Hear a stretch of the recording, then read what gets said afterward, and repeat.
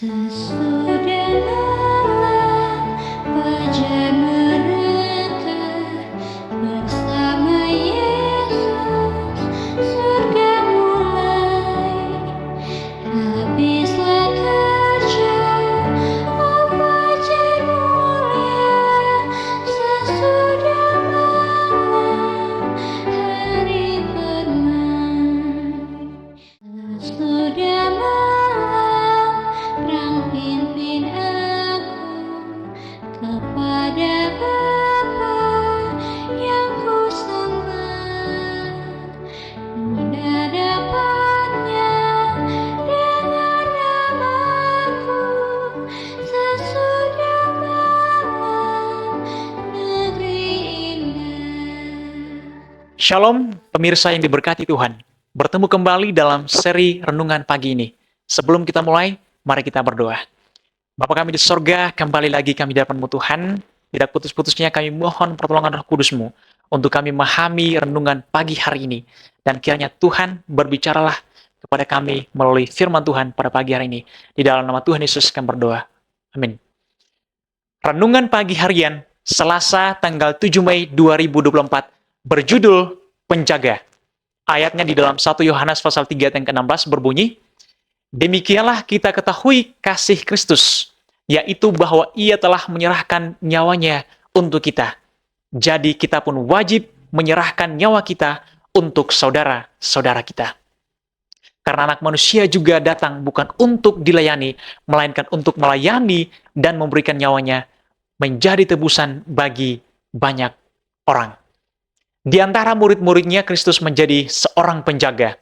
Dalam segala pengertian, seorang penanggung beban. Ia turut merasakan kemiskinan mereka. Ia mempraktikkan penyangkalan diri untuk kepentingan mereka.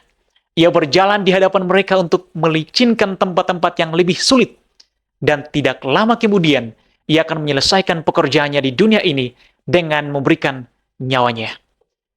Prinsip dasar yang digunakan oleh Kristus dalam bertindak ialah untuk menggerakkan anggota-anggota sidang yang menjadi tubuhnya. Rencana dan dasar keselamatan ialah kasih. Dalam kerajaan Kristus, orang-orang yang terbesar mengikuti teladan yang telah diberikannya dan bertindak sebagai gembala-gembala kawanan dombanya. Perkataan Paulus menyatakan keluhuran dan kehormatan sejati dari kehidupan Kristen. Sungguh pun, aku bebas terhadap semua orang. Aku menjadikan diriku hamba dari semua orang. Bukan untuk kepentingan diriku, tapi untuk kepentingan banyak orang. Supaya mereka beroleh selamat. Dalam 1 Korintus pasal 9 ayat 19 dan pasal 10 ayat yang ke-33. Dalam hal kata hati jiwa itu, harus dibiarkan dalam keadaan tidak terkekang. Tidak seorang pun harus mengendalikan pikiran orang lain. Menghakimi bagi orang lain, atau menentukan kewajibannya. Allah memberi setiap jiwa kebebasan untuk berpikir, serta mengikuti keyakinannya sendiri. Demikianlah setiap orang di antara kita akan memberi pertanggungjawaban tentang dirinya sendiri kepada Allah. Tidak seorang pun berhak mencampurkan kepribadiannya sendiri dengan kepribadian orang lain.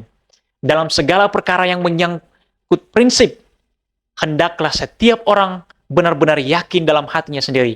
Roma 14 ayat 12 dan ayat yang kelima. Dalam kerajaan Kristus tidak ada penindasan kaum ningrat. Tidak ada paksaan untuk budi pekerti. Malaikat-malaikat surga tidak datang ke dunia untuk memerintah dan untuk memaksakan penghormatan, melainkan sebagai pesuruh kemurahan untuk bekerja sama dengan manusia dalam mengangkat derajat manusia.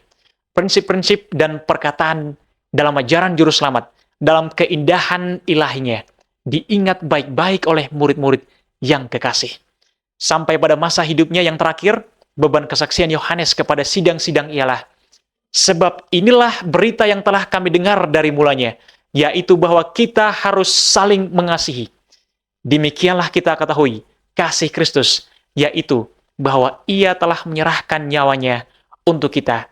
Jadi kita pun wajib menyerahkan nyawa kita untuk saudara-saudara kita.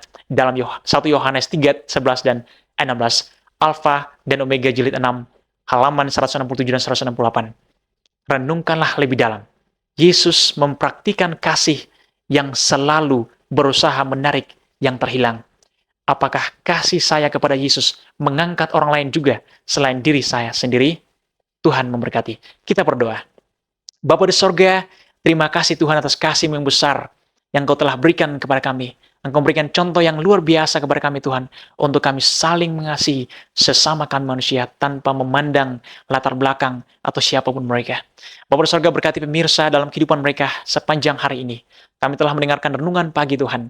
Berkati kami sehingga kami disanggupkan untuk mempraktikkan firman Tuhan ini, dan kami semakin setia kepadamu. Ampuni dosa kami Bapa, di dalam nama Tuhan Yesus kami berdoa. Amin.